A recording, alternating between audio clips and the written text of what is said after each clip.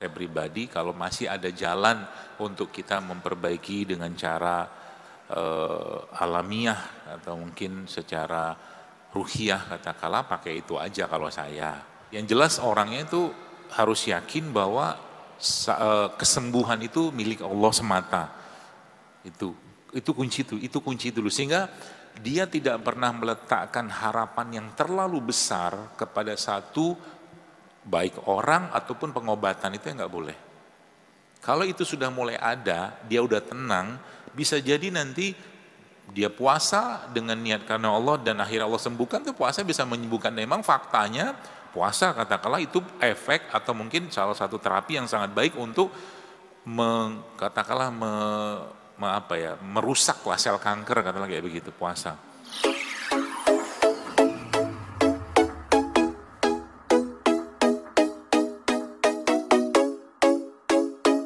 Assalamualaikum warahmatullahi wabarakatuh, Ustadz.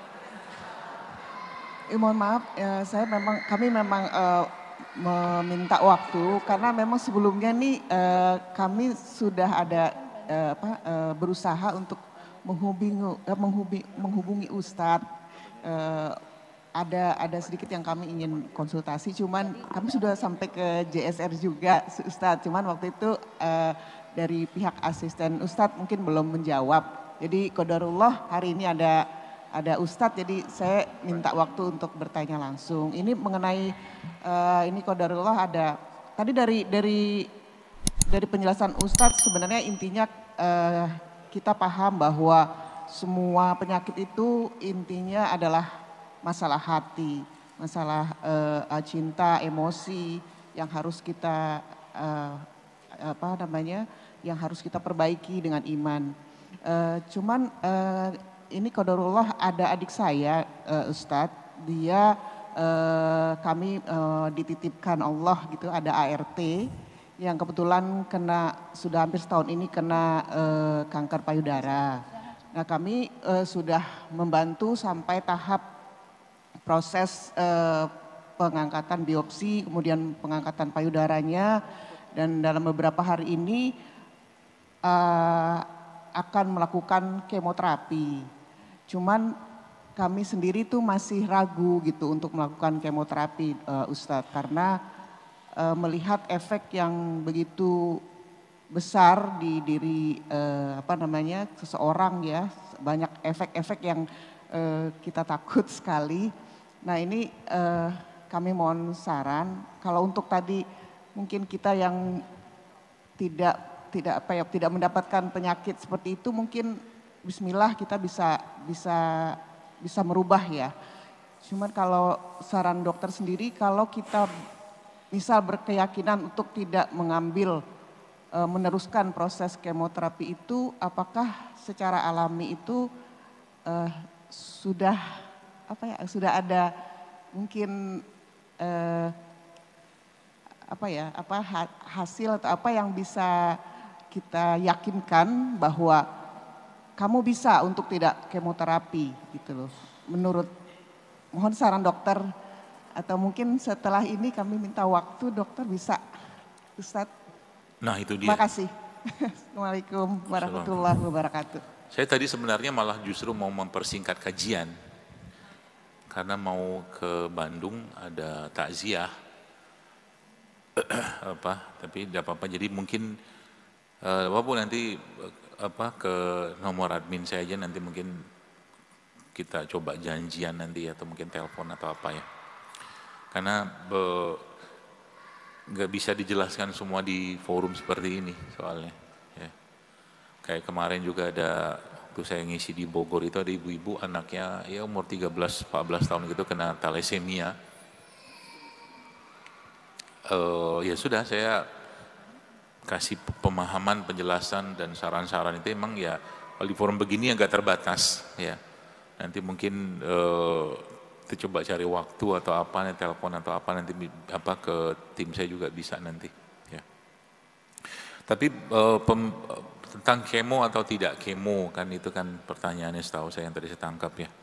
Ya kembali ke masing-masing sih ya, karena memang Ya, kalau mau menggunakan, kalau saya pribadi ya, kalau saya pribadi, kalau masih ada jalan untuk kita memperbaiki dengan cara alamiah atau mungkin secara ruhiyah katakanlah, pakai itu aja kalau saya.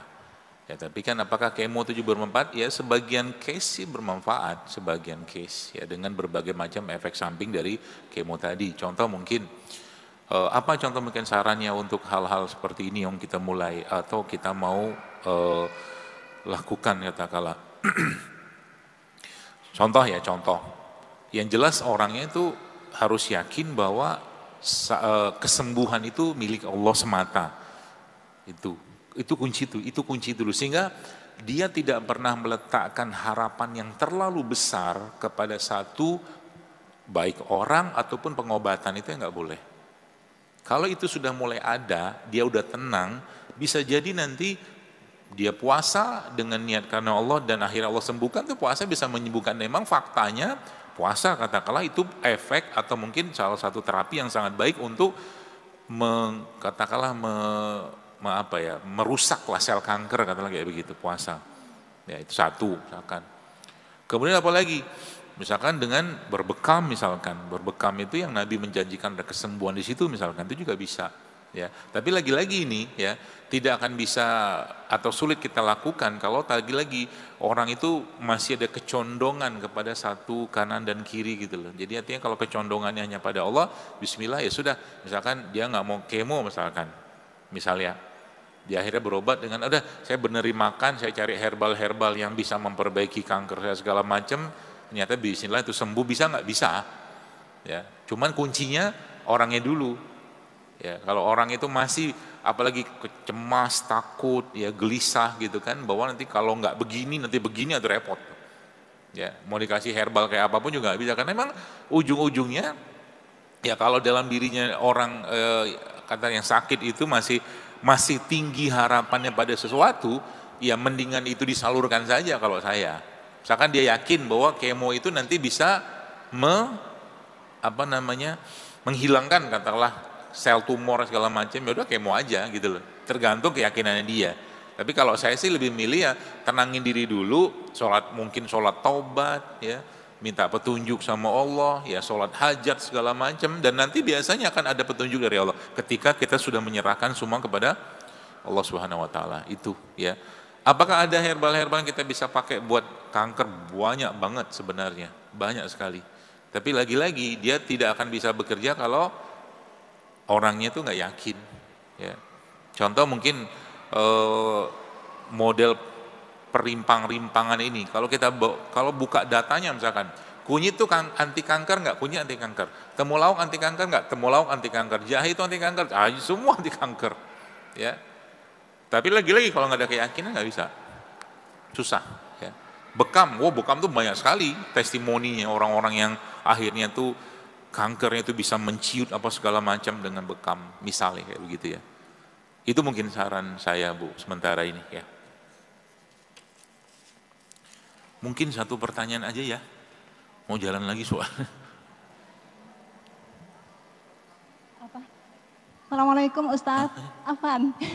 Ini membaca ini mau dibaca kagak? Afan Ustadz, izin boleh bertanya ya Ustadz ya? Oh, Singkat. kalau nggak boleh gimana? Ya berarti saya tutup mic-nya.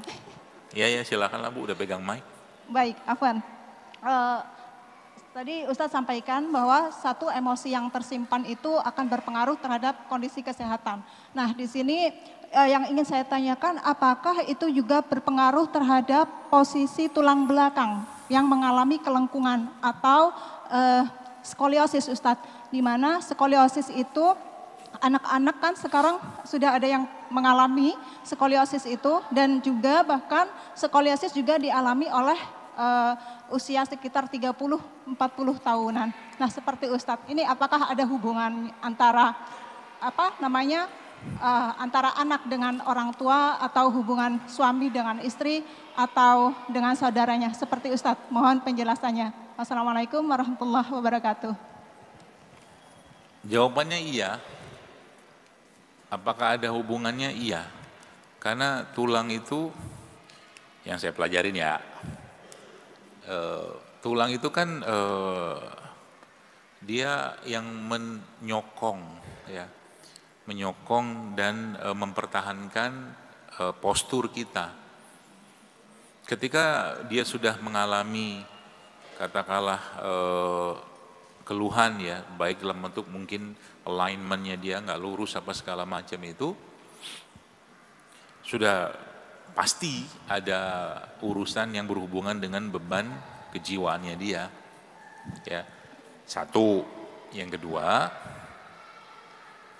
beban jiwa, ya. Beban jiwa ini muncul karena apa? Nah, ini saya kasih tahu sedikit, saya spill sedikit. Bab tentang durhaka sama orang tua itu efeknya fatal. Durhaka dengan orang tua. Jadi makanya kalau ada yang masih menyimpan ke apa ya? Apa kalau orang bilang tuh? Grundel. Nggak terima dengan orang tua, entah ayah atau ibu, selesain deh, beneran. Selesainya kalau orangnya sudah meninggal gimana orang tua? Minta maaf di kuburannya, minta maaf. Ngomong sama orangnya, meskipun mereka nggak bisa membalas, tapi mereka mendengar, terus tahu. Saya minta maaf. Dan sama Allah sampaikan, minta ridhonya Allah, supaya kita diampuni atas kelalaian itu.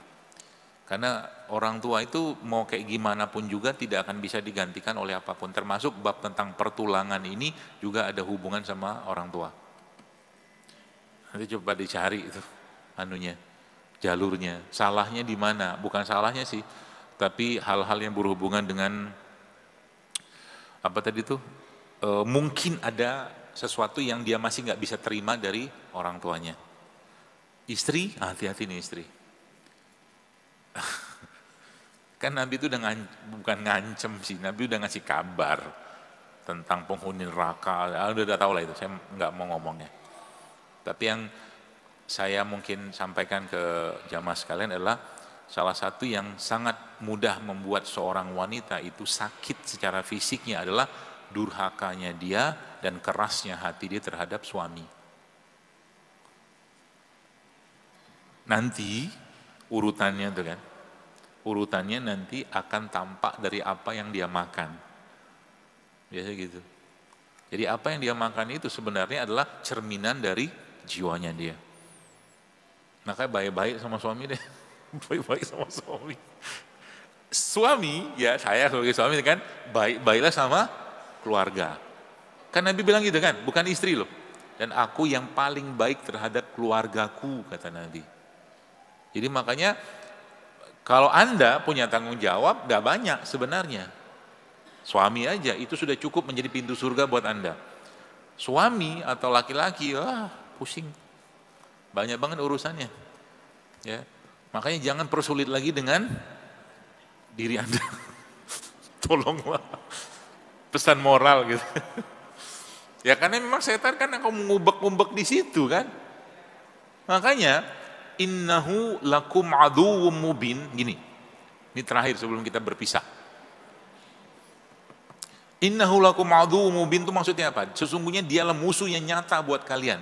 Setan iblis itu kalau menggoda manusia, merusak manusia, tidak ada simpati dan tidak ada empati sama sekali. Tidak ada. Manusia dia menggoda orang, merusak orang, itu ada sisi manusia yang kata, kasihan juga ya gue rusak dia gitu. Setan iblis nggak ada. Kalau dia sudah punya target sesuatu dia mau rusak, sampai rusaknya sempurna baru dia berhenti. Gitu. Maka innahu lakum aduwwum mubin itu, istri itu ya disiapkan Allah, keluarga bukan siapkan.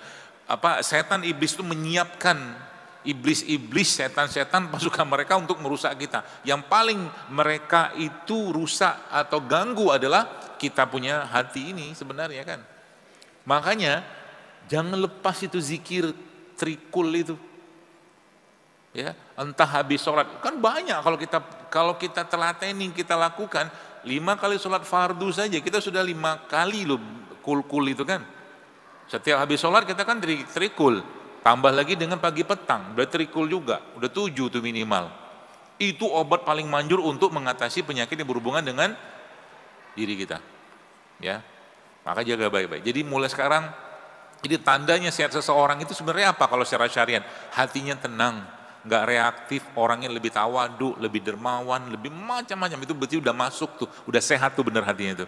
Ya, kalau udah kayak begitu, yang keluar akan baik, semua akan baik. Yang dimakan pun akan baik, confirm gitu. Gitu ya, Bapak sekalian. Alhamdulillah, semoga bermanfaat dan semoga diterapkan. Nanti kapan-kapan mudah-mudahan Allah mudahkan lagi kita belajar lagi di sini bareng-bareng ya, supaya makin banyak yang sehat ya. Dengan kesehatan itu kita semakin taat pada Allah, semakin banyak amalnya ya. Dan semoga dengan majelis kita ini apapun hajat-hajat yang terlintas dalam hati Anda, baik yang terucap ataupun tidak terucap, Allah kabulkan semua. Ya. Dan semoga tahun depan yang belum berhaji bisa berhaji ya, insyaallah. Berhaji bersama pasangannya, insya Allah ya. Yang apalagi, yang belum punya rumah semoga punya rumah. Yang lagi berhutang semoga dilunasi hutangnya. Yang belum punya jodoh semoga diberikan jodohnya. Yang belum punya pasangan belum punya anak semoga diberikan anak keturunan. Pokoknya amin lah semua deh. Insya Allah ya. Mari kita saling mendoakan dan teman kanan kirinya dirangkul, jangan pohon doang, disalami. Salami, Masya Allah. Bilang sama dia, uhibbuki fillah. Bilang sama dia, uhibbuki fillah. Aku mencintaimu karena Allah. Itu balasannya surga. Orang yang saling mencintai karena Allah itu surga. Bahkan orang-orang yang punya sahabat-sahabat yang baik, itu bahkan bisa memberi syafaat nanti. Insya Allah kan. Makanya ya hidupkan terus hatinya, dan tadi pesan saya terakhir, buat diri Anda terus tiap hari itu jatuh cinta sama Allah ya. Dan pokoknya apapun lah ya. Boleh kita jatuh cinta dengan saudara muslim kita? Boleh. Ya. Senang sama dia karena Allah, sayang dan segala macam lah gitu. Itu akan membuat hidup kita berflower-flower, berbunga-bunga. Wallahu a'lam bishawab. Terima kasih dan mohon maaf kalau ada yang salah nih, mohon maaf saya belum baca semua, saya baca aja ya, mudah-mudahan sempat saya bales. Pengennya begitu, tapi saya harus pergi karena harus takziah. Demikian kita tutup majelis kita ini dengan doa kafarul majlis, subhanaka wa bihamdika asyhadu an la ilaha illa anta astaghfiruka wa atubu ilaik. Assalamualaikum warahmatullahi wabarakatuh.